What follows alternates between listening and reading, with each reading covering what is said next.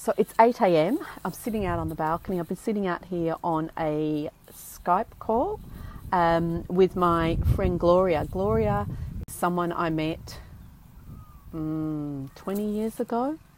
She is from China and she came out to Australia at the end of her first year of a science degree. She is a scientist and she finished her science degree here in Australia. She now has a PhD, very smart lady. She's a specialist. I think her field of research is around kidney disease in diabetics. I'm sorry, Gloria, if you see this and I haven't got that quite right. She has recently moved to Sweden from the US, from Boston, where she was working at Harvard Medical School for a number of years on a research project. So Gloria has now lived in China, Australia, America and Sweden. And I asked her what she thought of Australians and kind of how we socialise versus some of these other countries. And her comment was that she was made to feel more welcome and invited more into people's lives here in Australia than anywhere else. And she said, you know, that she had many friends, including myself, who would invite her to family gatherings, who really took her into our friendship circle very readily, and that we have quite an informal, casual nature of engaging with other people. And that kind of made me feel good about who we are and how we interact with others. So it's Saturday, but what I'm finding with this travel is that I will do some work on most days and some play on most days. It's not like working in an office and 9 to 5 or whatever your hours are, you're in the office working and then you come away, and if you're lucky you get your weekends off, maybe you do a little bit of work in the evenings and so on. I'm enjoying the flexibility, but it does mean I tend to do some work most days, and I'm okay with that. So today I'm working on updating the workshop design for the From Order Taker to Performance Partner workshop that I'm doing with Arun Pradhan. So when we came up with the idea for the workshop, we did actually go through a design process which included using some of the principles and practices that we're actually covering in the workshop. So we did do our audience analysis, we did do empathy mapping, we did identify performance objectives, and then did a high-level design. We've got run sheets for each of these components, the workshop, the online forum and the webinars, and a development plan talking about who's developing what materials. So here's the high-level design of our program, which is really more than a workshop. When someone registers, we send them a welcome email and invite them to join our online forum, which we're running in Slack, and we'll continue to run that until 4 weeks after the final workshop. They come along to the one-day workshop. In terms of evaluation, we do a feedback survey, and they've got a performance contract that they fill in for themselves. That it's sort of like a learning transfer thing. They identify what they're going to go back to the workplace and do, and then around 3 weeks, 2 to 3 weeks after their workshop, they'll participate in a follow-on webinar. And at the end of the whole thing, we're going to do an evaluation piece of the whole program end to end. So this morning I'm working on revamping the run sheet for the workshop. So lots of notes, things to discuss with Arun, updates to workbook, and sort of starting to flip around the sequence of some of the activities. Yesterday I prepared the run sheet for the post-workshop webinar. So it's going to be a very reflective webinar. Here's the agenda. We're going to review their personal action plan, their post-event contract, check in. We've got a model around looking at what percentage of their time they're spending as learning and development practitioners, just pumping out courses, for instance, as opposed to operating as a performance partner. So we'll do a check-in as to whether that's shifted since the workshop, a reflection around their experience with performance mapping, which is a key process that we cover in the workshop, and what they've done with that, and we use the what, so what, now what model. Check in on their stakeholder engagement, open forum to ask us anything, and then some next steps planning.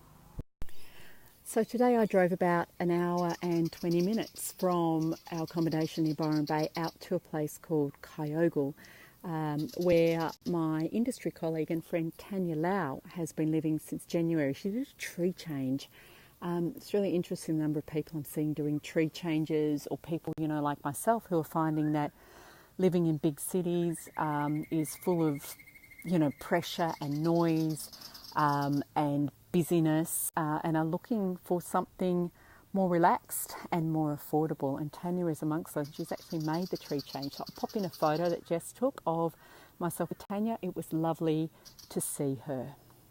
Just had a call with Arun about the post-workshop webinar we're running for the Performance Partnering Program on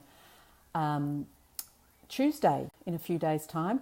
And what was interesting was that I have fallen into a bit of a trap, which I often fall into.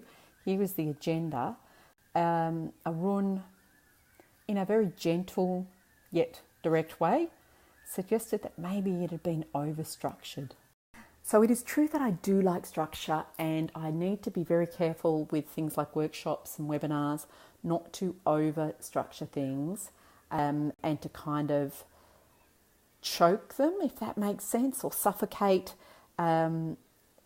interest in discussion, openness, and leaving the participants in a conversation or a workshop with enough leeway or space to take it where they want and need to take it.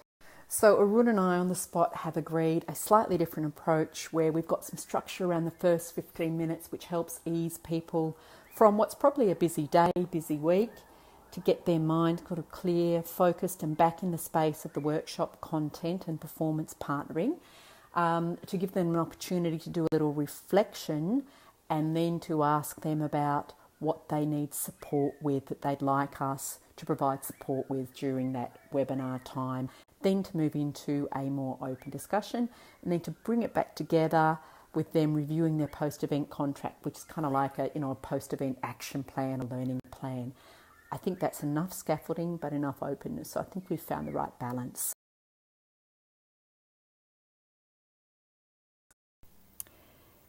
It would be dishonest of me to paint this time of travel with Jess as all fun and games and happy times, because there are parts of it that are challenging for us. And I think there's a pattern. I'm starting to know there's a pattern that when it comes up to moving day, which is around about once a week at the moment, one or both of us gets a little kind of unhappy about the lifestyle. We're moving tomorrow. We're moving from Byron Bay hinterland up to Surfers Paradise. So we finally hit Queensland. And I know this is something Jess has been looking forward to for a long time. Surfers Paradise is an area she wants to spend quite a bit of time in.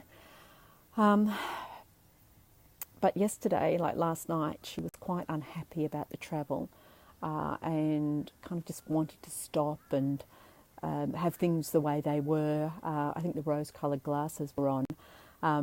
And I think it's about the logistical challenge of moving and the effort required to move. We've got a couple of weeks coming up from the 21st of May to the 9th of June where I have 2 work commitments and 1 personal commitment that require me to be in Sydney.